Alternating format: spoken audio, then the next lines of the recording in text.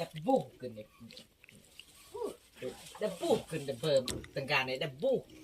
ดับบุกดับโจมตอนนี้กำลังซอยศีลป้าไปหน่อยจากหน่อยก็สิได้พักให้มันมุนๆแต่ว่า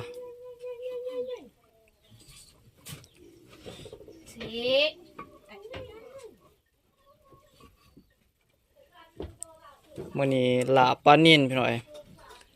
เซฟซาวลาพี่หน่อยให้พ่อปู่แม่ย่ากินเบิ่งเอ้าพี่น้องมื้อนี้มาลุ้นเบิ่งพี่หน่อยว่าสิแซ่บซำใดถามส้มไหม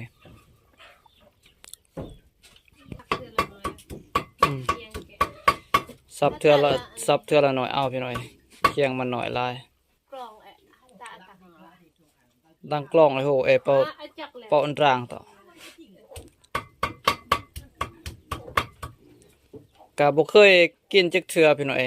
ประเภทลาบปลานิลพี่หน่อยแปลว่าสิมือเช้าลาเฮ็ดพี่หน่อย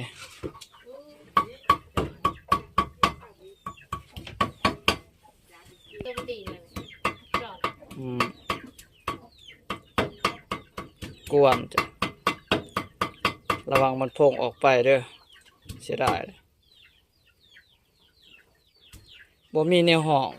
ปกติก็ต้องมีแนวห้องที่